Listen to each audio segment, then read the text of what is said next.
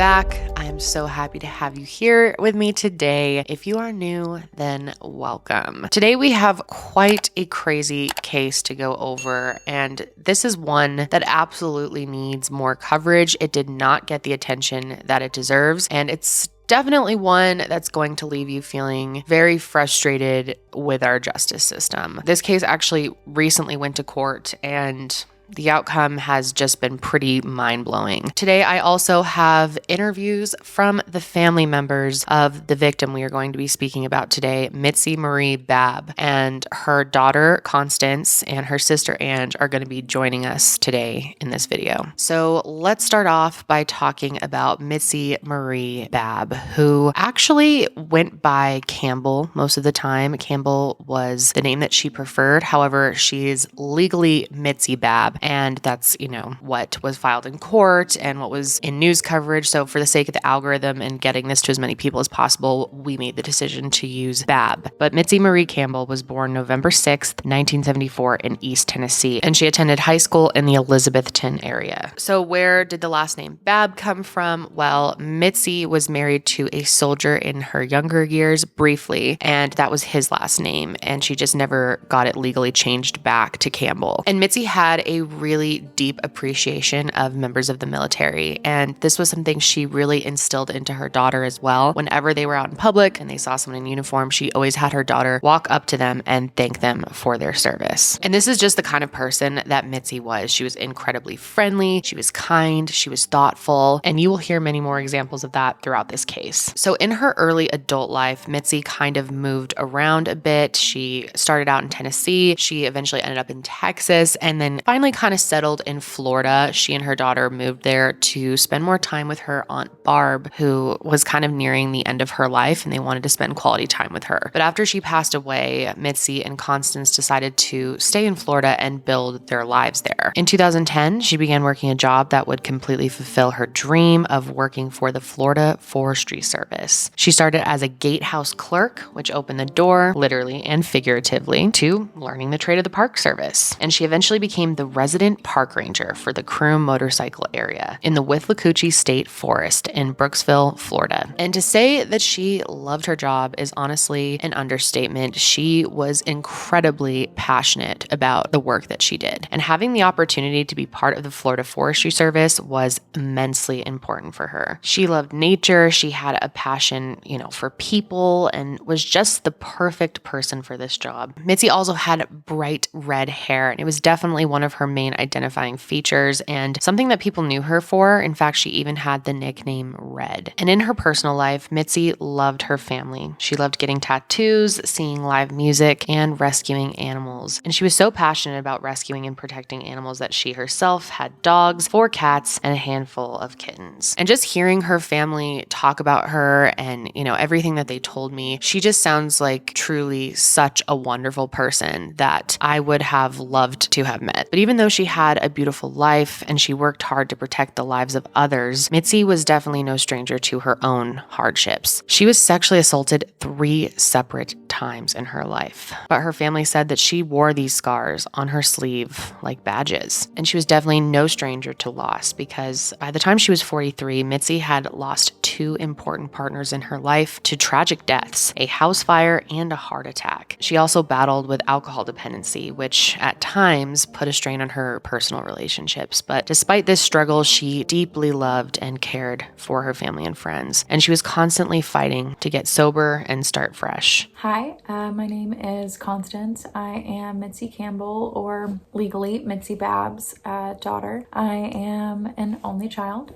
She was a single parent, so she raised me all by herself. It was always really just like she and I against the world. We shared a lot of adventures together, a lot of road trips, a lot of laughs, a lot of loss, a lot of life experience in the 20 years that I was blessed to have her in my life. My mom was caring and compassionate and loving and kind and all the good words that you could describe about a person, but she also carried her bad pieces, her dark pieces with her as much as she carried the light. My mom survived a lot of things in her life. She never had it easy from day one. She was a survivor. She never gave up. She was the definition of resilient. She was proud to be where she was in her life. My mom was just a really awesome person, and it's really,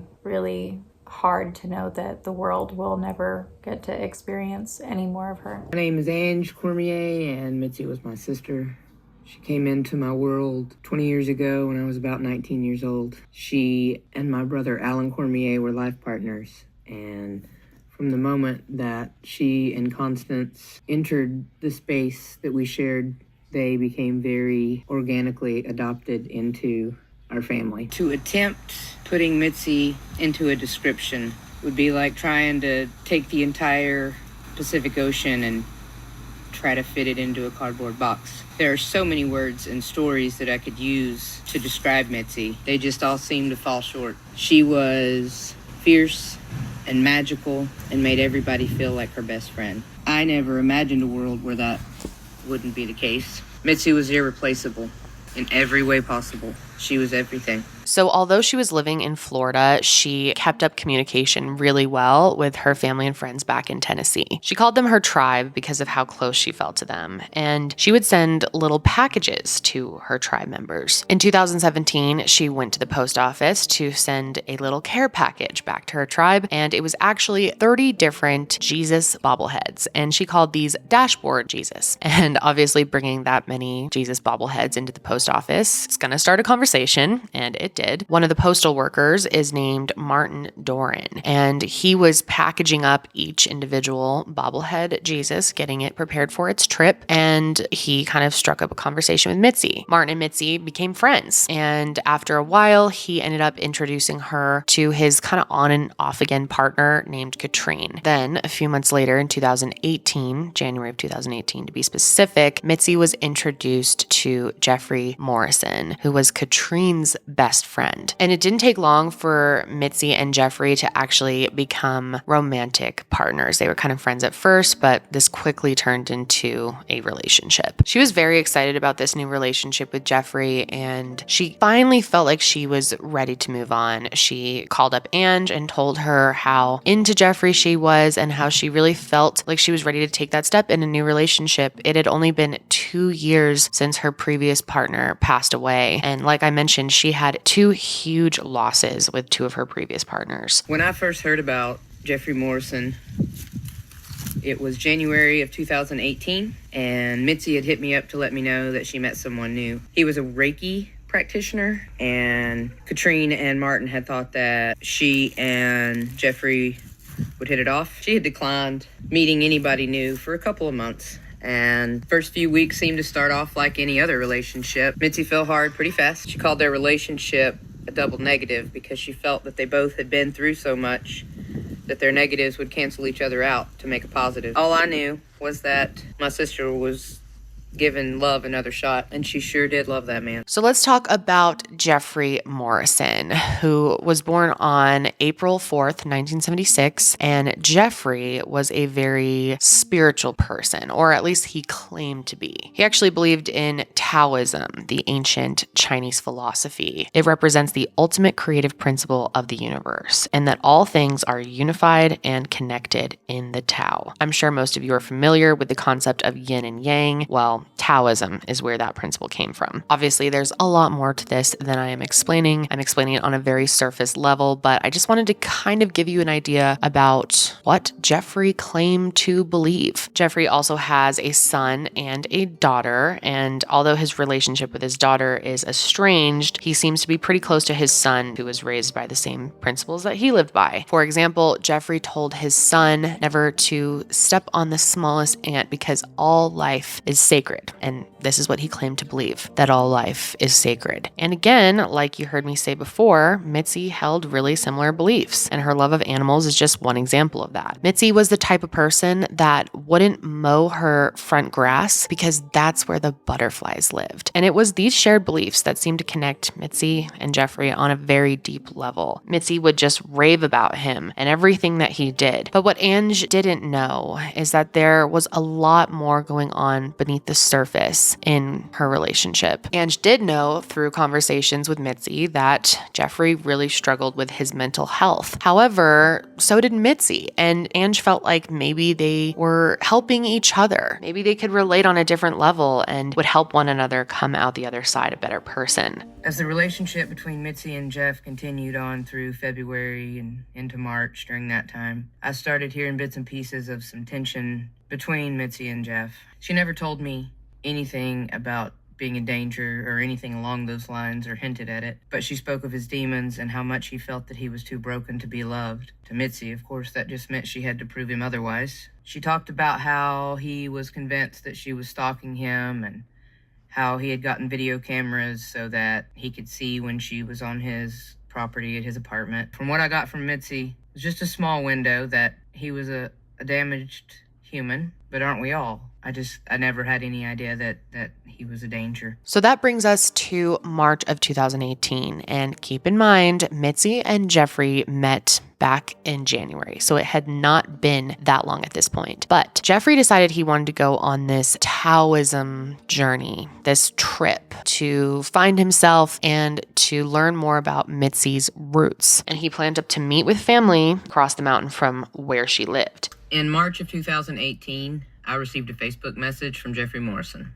He introduced himself and he told me he was very much in love with my sister and went on to tell me that he was going to be taking a 10-day Taoism journey for some self-centering. One stop on that journey he was taking was going to be in Greensboro, North Carolina, and he asked if he would be able to drive across the mountain and meet me. He said that he'd like to meet Mitzi's favorite person, but to keep it between us. Now, Ange definitely felt a little weird about this. He said that she couldn't tell Mitzi that they were going to be meeting up without her. It just seemed a little weird. But Jeffrey explained that he wanted to surprise her when he returned from this trip, and that a big part of it was getting connected with the people and places that were important to Mitzi. Jeffrey also explained his concern to Ange that he was worried to leave Mitzi alone for 10 days. Because Mitzi struggled with alcohol dependency, he asked Ange to give him the names of some of the members of her tribe so he could reach out to them and ask them to support Mitzi while he was on this trip. So after thinking about it, Ange decided to go ahead and meet up with Jeffrey, but she decided it had to be somewhere public. She did not feel comfortable giving him her address. So on the day they were supposed to meet up, Ange woke up from a text message from Jeffrey at 6 a.m. And he said that he had gotten into town early and wanted to check out Mitzi's stomping grounds. He also insisted when they did meet up, they could take selfies together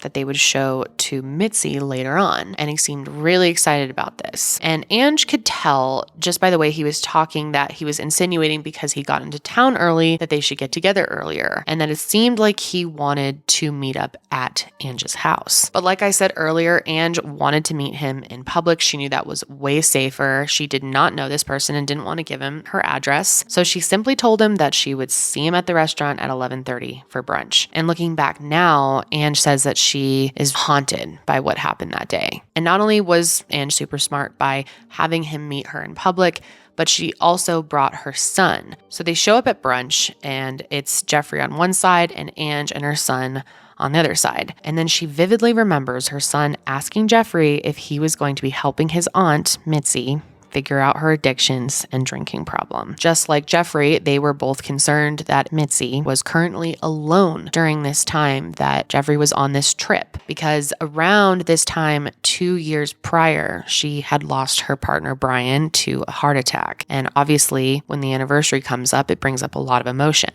And really drove this home to Jeffrey, and so he did agree to end his trip early and get back to Mitzi. Ange starts asking Jeffrey personal questions, hoping to, kind of get to know him a little better, but he was incredibly short in all his responses, or he just wouldn't answer questions. And I mean, she wasn't asking super personal, deep questions. She was asking him simple things like what he did for work. And he kind of said that he was retired, but he wouldn't specify his exact field of work. So obviously that was just very strange. So this little brunch meetup comes to an end, and then a little while later, Jeffrey ends up reaching out to Ange again and tells her that he's so sorry that he wasn't transparent about what he did for work, and that the reasoning for that is because he was currently on disability leave. And that's when he opened up to Ange about his mental health and explained that he had struggled with suicidal ideation and he needed time away to heal. Now, it doesn't seem like this time away really did much for him, because when he did return home, things got much worse. And while Jeffrey was gone, Mitzi had really tried to stay busy with work and cleaning her home to try to stay sober. But unfortunately, she did not stay sober the entire time. And when Jeffrey came home, he found her sitting drunk in her daughter Constance's closet alone. Constance was actually away at college. She went to Johnson and Wales University. So luckily she wasn't home when all of this unfolded. And when he found her sitting there, Jeffrey became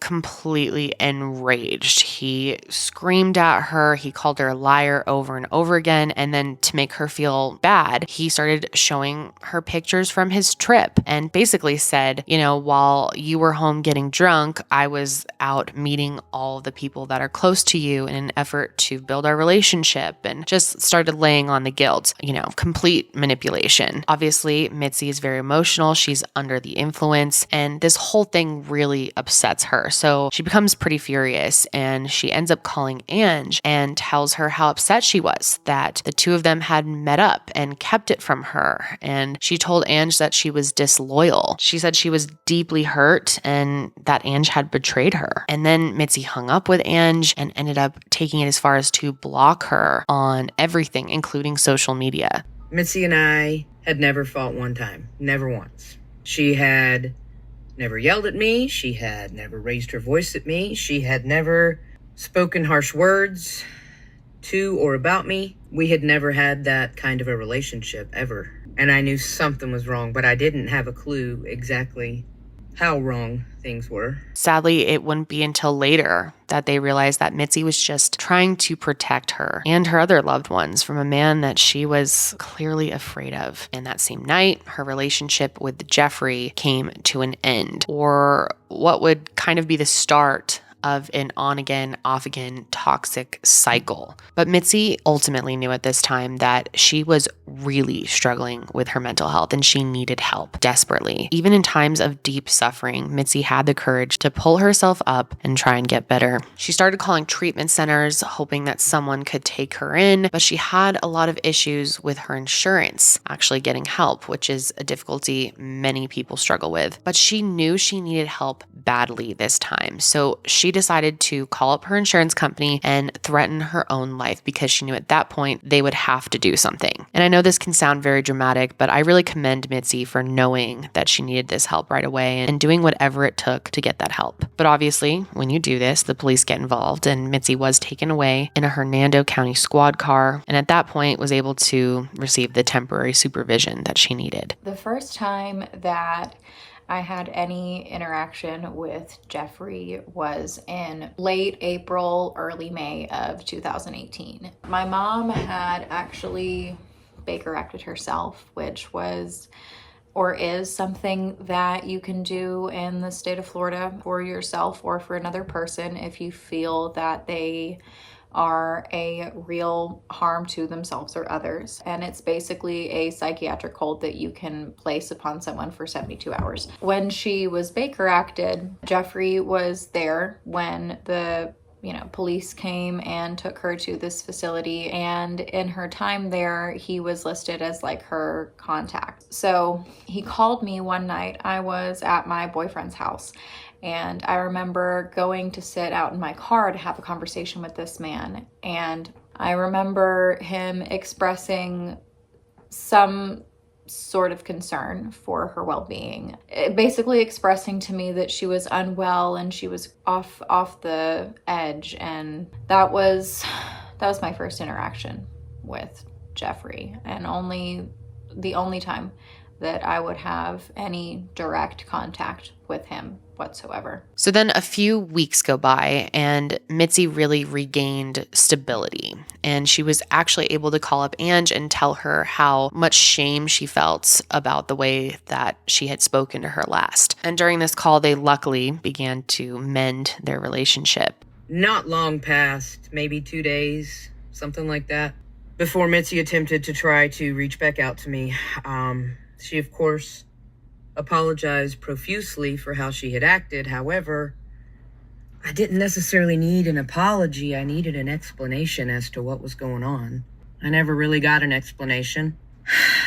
I will never be able to prove exactly why Mitzi was so upset when she found out that Jeffrey met me, but I know Mitzi, and if she had the slightest clue that that man was a danger, there's no wonder she was enraged that we shared space. When the conversation turned to Jeffrey, Mitzi told Ange that he had been self-admitted into an inpatient treatment facility. Mitzi didn't elaborate much about what exactly he was dealing with, but she said that he was facing some demons. And when she heard this, Ange thought back to when Jeffrey told her that he struggled with suicidal ideation. So when she heard that he was going to be in a rehab facility, she figured that this was part of what he was struggling with. They also spoke about Mitzi's mental health and how she was attending therapy and group sessions. And from what Ange could tell, Mitzi really seemed to be on the mend and was dedicated to her sobriety. Mitzi even mentioned that she would be checking into her own inpatient facility in early July and was just counting down the days till she could be there. But despite taking these giant steps for herself, this was not an easy time in Mitzi's life whatsoever. All of the trauma and loss that she had experienced in her past was really taking a toll on her. And on top of facing her addictions and her on and off relationship with Jeffrey, Mitzi was also involved in a legal battle at the time against the man who sexually assaulted her. Mitzi was not perfect, but she never gave up. She didn't let this cruel world that had constantly dealt her bad cards keep her down. But obviously the reason that I am here telling you this whole story today is because Mitzi's life was taken from her. Although we now know that her life actually ended on June 19th, 2018, her friends and family didn't realize that she was missing until the following day. The morning of the 20th was, for the most part, pretty normal. Constance had a doctor's appointment, and while she was there, she tried to call her mother and couldn't get a hold of her. She thought that was very strange, and unlike her mother, she was normally easy to get a hold of, and she wasn't at work that day. Then Constance received a strange Facebook message from Mitzi's friend, Martin, from the post office, asking if she had heard from her mother. And after telling him that she hadn't heard from her, Constance called the gatehouse where Mitzi worked, hoping that someone would know where she was. But again, she didn't work on Tuesdays or Wednesdays. And when she called, she was told that a woman named Deb actually had previously called and left her name and number for Mitzi's daughter when she eventually came looking for her. Constance also got in contact with Katrine, who, if you remember, was the one who was best friends with Jeffrey and connected Mitzi with Jeffrey in the first place. And Katrine tells Constance that morning, Jeffrey had actually gone over to a friend's house and shared some pretty horrific information with him about Mitzi. She also explained that Jeffrey had previously been hospitalized for these delusions he was having, and she was really worried that he did something horrible to Mitzi. And it was during this phone call that Constance was pretty much told that her mother had likely been killed. As I was sitting at the doctor's office, I had received a message from my mom's friend Martin, and he was asking if I had heard from my mom that day. I found that to be just really weird. I'd never spoken to this man before. I had no reason to think that he would need to know where my mom was on that particular day, but it automatically raised a red flag. So at that point, I started reaching out to my mom's coworkers, to the gatehouse at the park where she was the residential ranger. And at that point, I had been left a number by Jeffrey's mother. She had left her number for me at the gatehouse to contact her. So I had contacted her.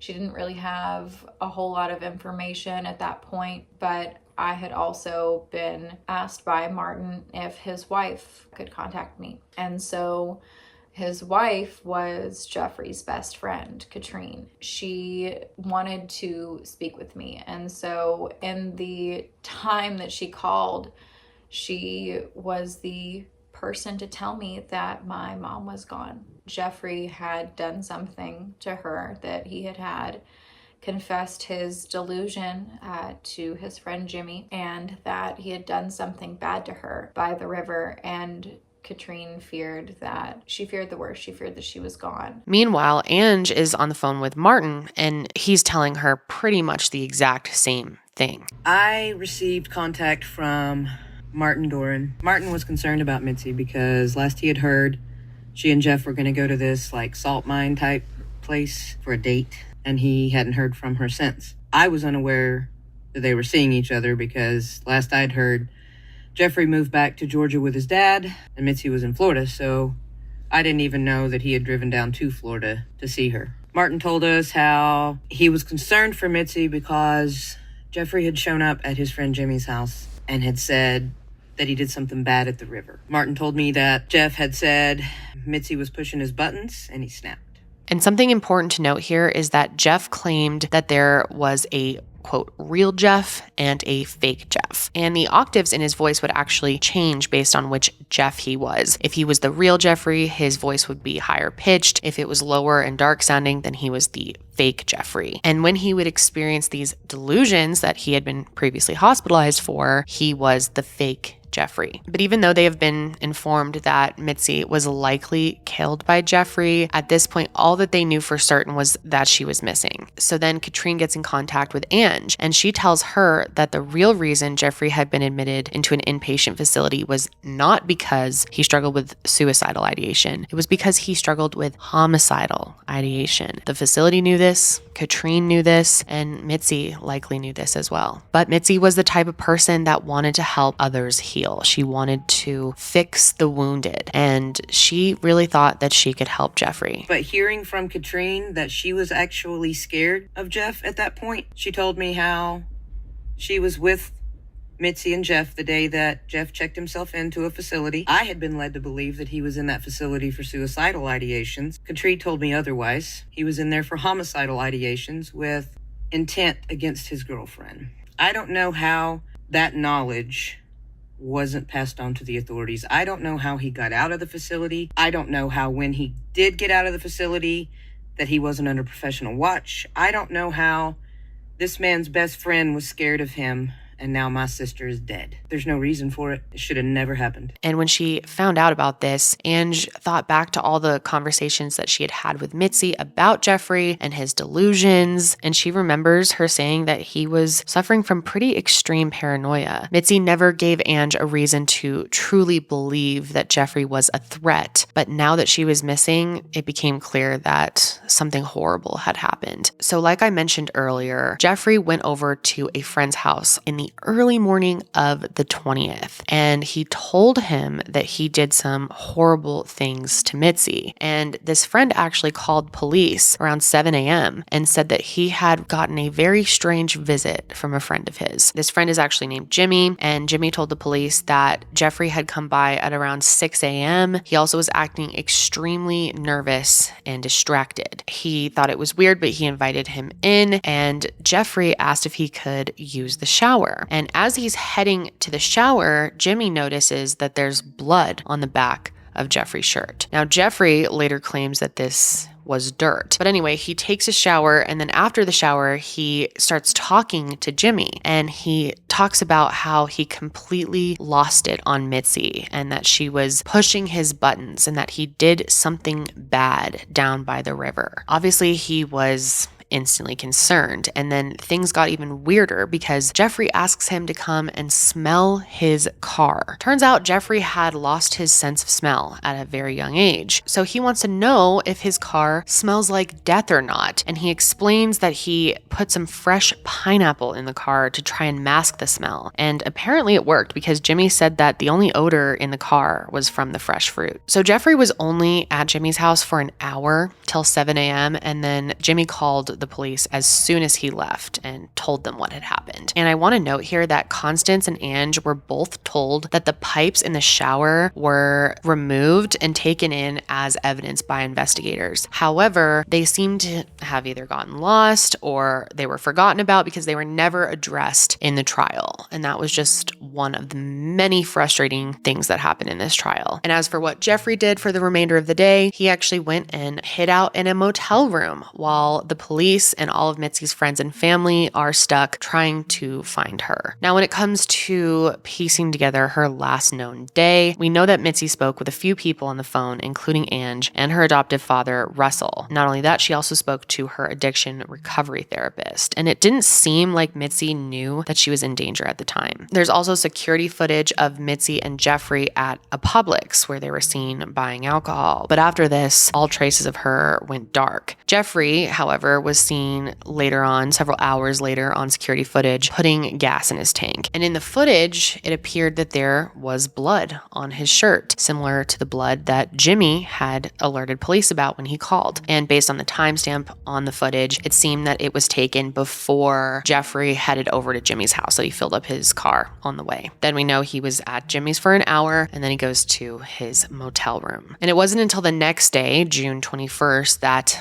everything unraveled. It was quickly clear that Jeffrey had planned to do a lot more than just kill Mitzi. There were others that he had a vendetta against, including Ang and his sister-in-law, Jerica. That day, Jeffrey drove to Peach County, Georgia, where his sister-in-law, Jerica, was living. Jerica was married to Jeffrey's brother, Chris, who had previously passed away from an accidental overdose. But Jeffrey blamed Jerica for his brother's passing. So when he arrived at her house that day, it is largely believed he was looking to take her life as well. Thankfully, Jerica had been warned by Jeffrey's mother and his stepmother that Jeffrey was a threat and coming for her. So she was able to leave her house, and by the time he got there, she was gone. But Jeffrey broke into her house and then stole $1,000. He stole 2 assault rifles and 100 rounds of ammunition. Then he went into her living room, the same room that his brother had passed in, and he set fire to the floor. Now, we're not entirely sure about this, but it is assumed that Jeffrey also burned a lot of the evidence from Mitzi's murder during this fire. Later on, investigators even came and removed a section of the floor to test for forensic evidence. However, just like previous evidence I have mentioned, this seems to be completely ignored. So just like Jerica, Ang also received a call that Jeffrey could possibly be coming for her. So she needed to find a safe place to be until Jeffrey was detained. We had gotten some updates that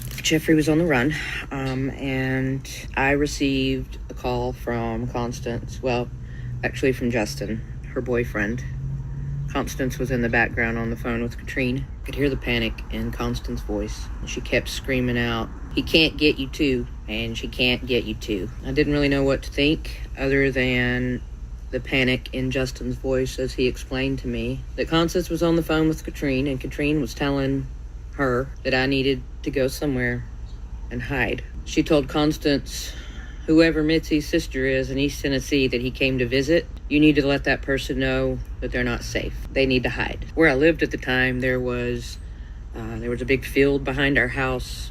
There was so many places that he could have been near my home that my first instinct was to just simply lay down on the floor and hide. I lay next to my bed for probably 20 minutes that day. I waited for my partner at the time to get home, and I don't remember ever being in a place so quiet before. Lying in the floor next to my bed, knowing that my sister was more than likely dead, knowing that the man that killed her was now coming after me.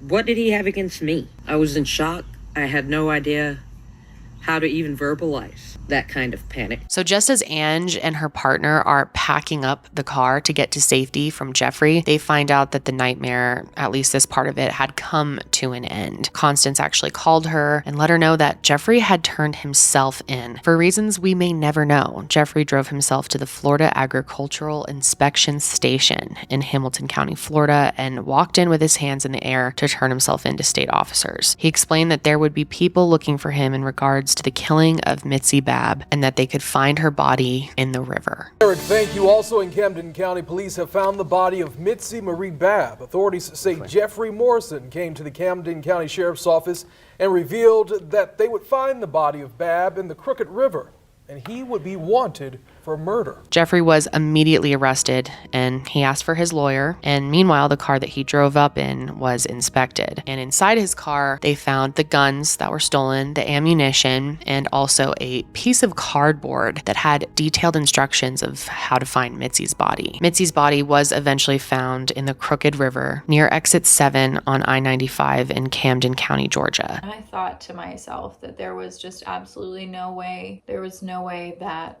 she was gone. I truly thought that she was just like, she was hurt. She was severely hurt. He had hurt her, and she was in the woods somewhere fighting for her life, or in a hospital fighting for her life, because my mom was so strong. There was no way that this man could overpower her, could take her life from her. There was no way that she was gone, because I would have known, and I would have felt it when she left. I would have known. And I guess that's the funny thing, because all I felt was the feeling of being untethered, and it felt like floating in this darkness, this vast, empty darkness that just didn't end. All I could do was scream.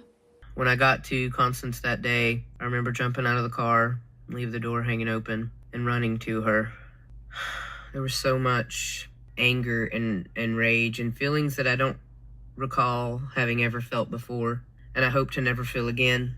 Knowing that your family member has been murdered by somebody that they loved puts you in a whole new space and awareness of things you only read about before. Mitzi's body was found on June 22nd, and by that point, her body had been pretty decomposed, and she had to be identified by her tattoos. Mitzi was found wearing only her bra, and she was bound with duct tape and twine at her thighs, her ankles, and her wrists. And not only that, they also found her t-shirt wrapped around her neck. So just when you think this can't get any more horrific, it turns out that Mitzi had a horrible, well-known phobia of losing her breath, and she never learned to swim. So the fact that she was strangled and then he put her body into water made it all feel just incredibly intentional. When we learned that she was stripped down and only was wearing her bra, the utter disrespect and disgrace done to my sister by Jeffrey Michael Morrison is unforgivable.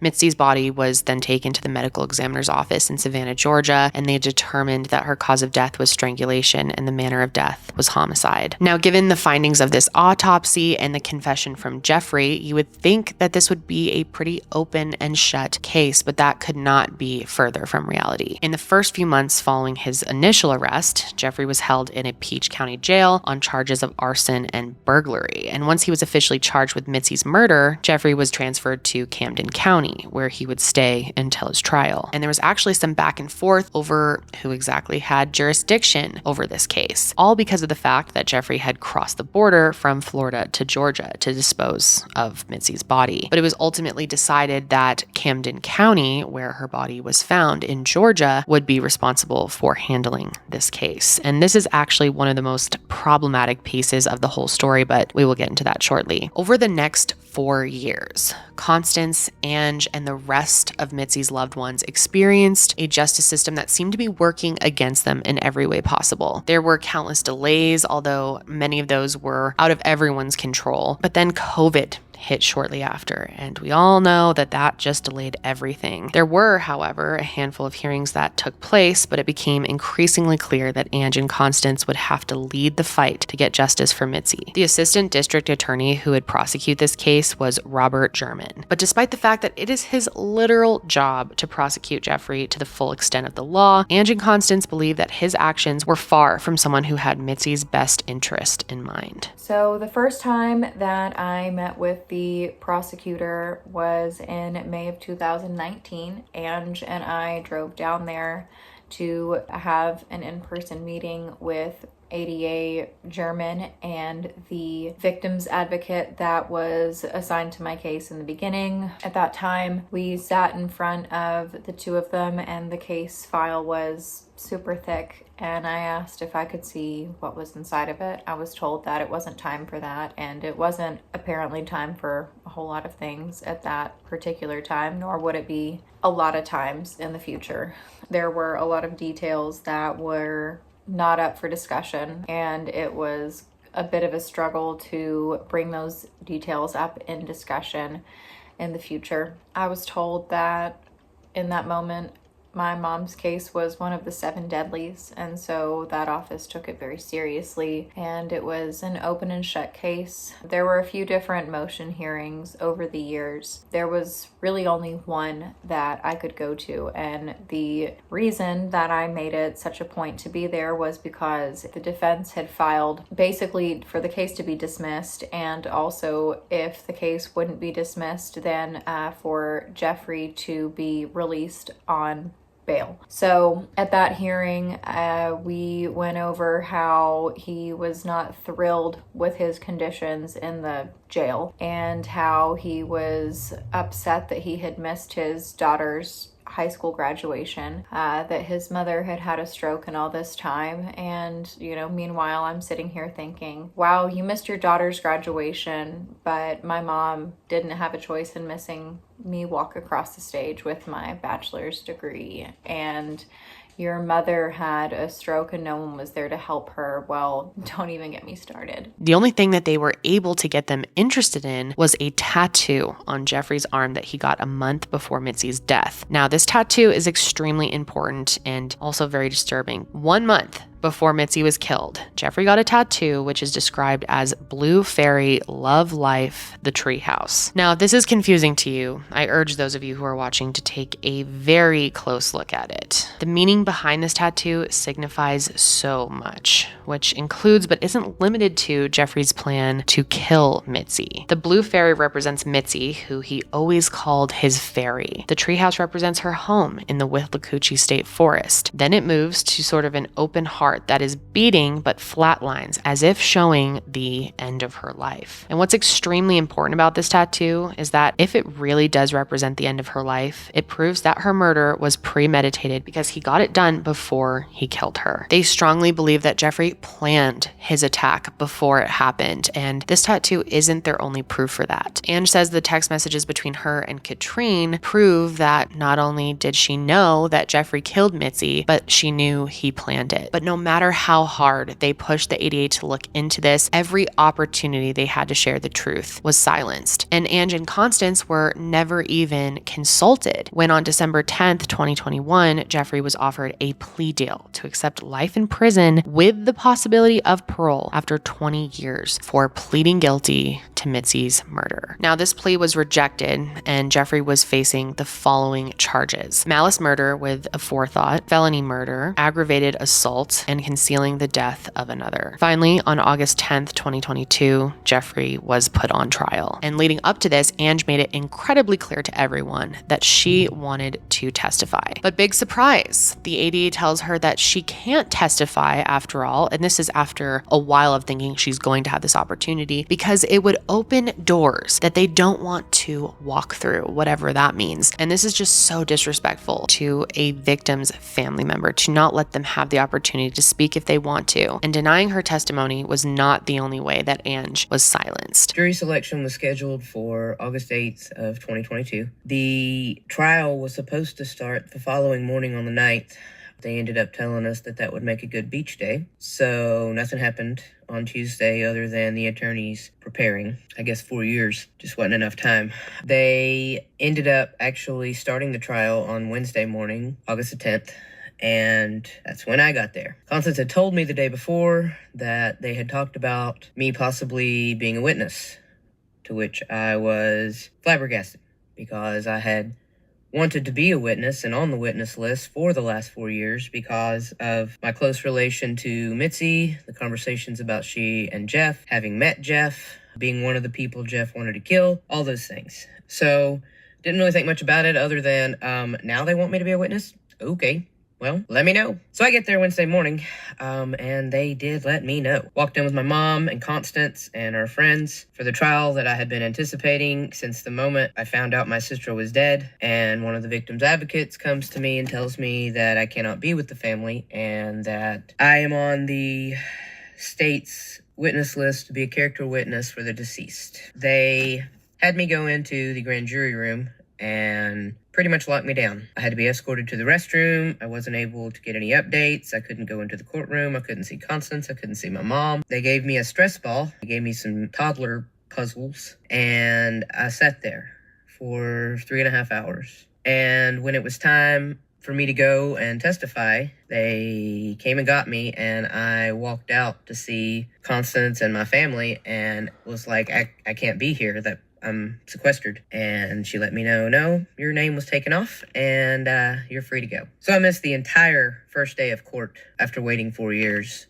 I was sequestered, locked down like I was the criminal. That first day in court ended up being only a half day, and for her to be sequestered for its entirety when they knew she didn't have to be is absolutely absurd. And she missed a lot. She missed hearing the testimony of the officer that Jeffrey surrendered to, Jimmy, who made the report to the police, and the lead investigator on the case. And the second day of the trial was not much better. There was sufficient evidence to prove that Mitzi was killed in Florida, but this evidence was apparently not taken seriously enough to have her case actually tried in the county that it should have been. And because it was tried in Georgia, several state laws allowed them to neglect evidence and even fail to subpoena important witnesses. Now, although there was no question on either side that Jeffrey had killed Mitzi, Jeffrey and his defense team claimed that it was accidental. They had the nerve to say that Mitzi's death was the result of sex gone wrong. They painted her as a sexual deviant who wasn't smart enough to understand the dangers of rough sex. They even used the shirt that Mitzi was found in against her because it said different isn't dangerous. And they actually used this to argue that she had dangerous sexual preferences. And Jeffrey himself got to take the stand for 30 to 40 minutes and explain how Mitzi's death was an accident. He claims that the two of them had plans for that day, June 19th, but after talking about it, they decided to drive north to Georgia. And he claimed once they entered the state of Georgia, Mitzi wanted him to pull over so they could have sex because they had never had sex in Georgia yet. He said they pulled over and they set up a blanket 5 feet into the woods and made love there. He then starts talking about Mitzi's sexual preferences and explained that she liked to be choked and that when choking her, she wasn't able to use a safe word. So instead, he claims that she would put her palm on his arm, and then after she lost consciousness, her palm would drop, and that's how he would know to stop. But he said that day was different, that Mitzi's palm never dropped off his arm, so he never knew she was unconscious, and he continued to choke her. And then he says that after he realized that she was dead, he started to have seizures and went into a catatonic state and had no control over what he was doing. This is when he bound her ankles, her wrists, and her thighs, wraps her in a blanket, and drops her off a bridge into the river. And to better support their story that Mitzi's death was accidental, Jeffrey and his legal team hired a retired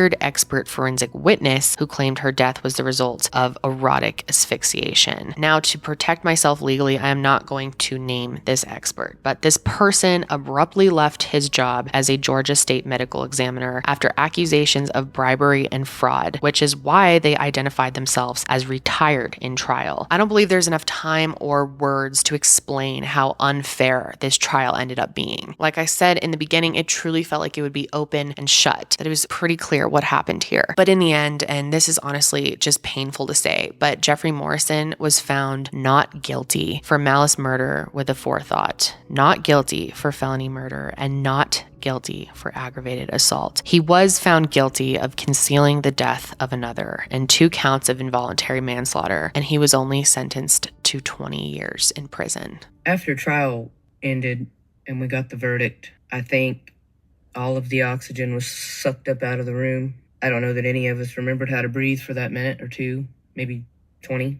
Knowing that the jury found him not guilty of felony murder or malice murder, knowing he wasn't found guilty of aggravated assault, knowing that the only thing he was found guilty for was disposing of her body improperly once she was dead, and involuntary manslaughter. We were absolutely grateful and even felt like we kind of won for a minute when the judge gave him the max available. 20 years is the max. He's already served 4. So in 16 years, I get to wonder if this man still has a vendetta out for me. In 16 years, this man gets to go before a parole board and talk about how he's rehabilitated. This is not just for Mitzi.